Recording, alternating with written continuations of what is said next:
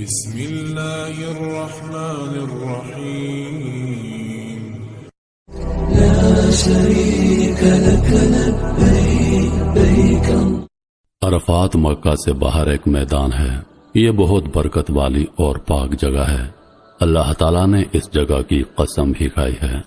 حج کرنے کے دوران یہاں وقوف کرنا ضروری ہے. عرفات کے میدان میں نہ جائیں تو حج قبول نہیں ہوتا.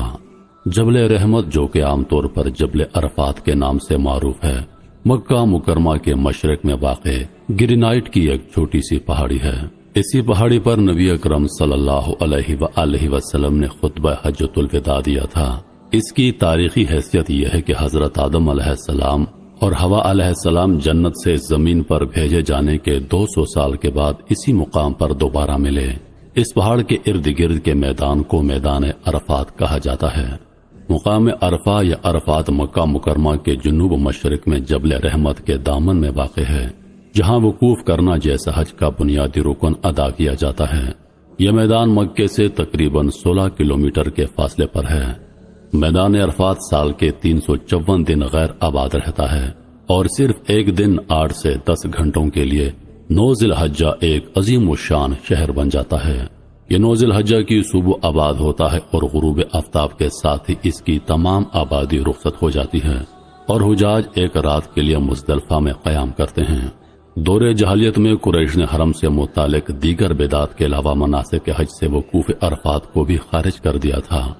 اسلام سے پہلے دیگر لوگ تو عرفات جاتے، لیکن قریش مزدلفہ سے آگے نہ بڑھتے اور کہتے ہم اہل حرم ہیں، اس لیے حرم کی حدود سے باہر نہیں نکلیں گے. لیکن حضور پاک علیہ الصلوۃ والسلام حجۃ الوداع کے موقع پر ارشاد خداوندی کے تحت عام لوگوں کے ساتھ خود بھی عرفات تک گئے. جبل رحمت بھی یہیں پر ہے. یہ وہ مقام ہے جہاں بہت سے اولیاء کرام پیغمبر علیہ الصلوۃ والسلام تشریف لائے اور اللہ کی حضور سر جھکایا تھا. حاجی یہی کوشش کرتے ہیں کہ اسی کے قریب ڈیرے ڈالیں. عرفات کے میدان میں ایک بہت بڑی اور خوبصورت مسجد ہے. اس مسجد کو مسجد نمرہ کہتے ہیں. عرفات مکہ مکرمہ سے 13 میل دور مشرق سمت میں طائف کے راستے پر واقع ہے. یہ شمالی جانب عرفات ایک پہاڑی سلسلے سے ملا ہوا ہے. یہ میدان حدود حرم سے باہر واقع ہے. مشرق تا مغرب یہ چوڑائی میں 4 میل اور لمبائی میں 7 سے 8 میل قریب ہے. مکہ سے آنے والے حاجی عازمین سے نکل کر ان کے ستونوں کے پاس سے گزرتے ہیں جو حرم کی حد بندی کرتے ہیں. ان ستونوں کے مشرق کی جانب عرفہ نامی نشیب ہے، جس کے دور کے کونے پر مسجد نمرہ ہے. حجاج کے وقوف کرنے کی جگہ یا مقام اجتماع اس مسجد سے مشرق اور جبل رحمت سے مغرب کی جانب دور تک چلا گیا ہے.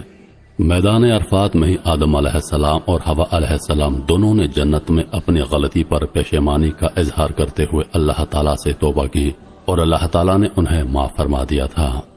دوران حج مسلمان ذو الحجہ کی 9 تاریخ کو اسی پچھتاوے اور اللہ تعالیٰ سے توبہ کی سنت کو ہر سال دہراتے ہوئے لاکھوں مسلمان حج کے موقع پر میدان عرفات میں جمع ہو کر دن بھر قیام کر کے اللہ تعالیٰ کے حضور توبہ اور عبادت کرتے ہیں. یہ میدان 10 میل چوڑا ہے. لوگ مینا سے بسوں اور لاریوں میں یہاں پر آتے ہیں. یہاں بھی خیمے کرائے پر ملتے ہیں اور حاجی اس میدان میں خیمے لگا کر رہتے ہیں. میدان میں جس طرف نظر جاتی ہے خیمے نظر آتے ہیں. حج کے مہینے کی 9 تاریخ کو عرفات میں حاضری دینی ہوتی ہے. ایک مسجد بطن عرفہ ہے. یہ خانہ کعبہ کی حد سے قریب ہے. میدان عرفات میں اب ہسپتال، پولیس چوکیاں، ہوٹل اور پھل وغیرہ کی دکانیں ہیں.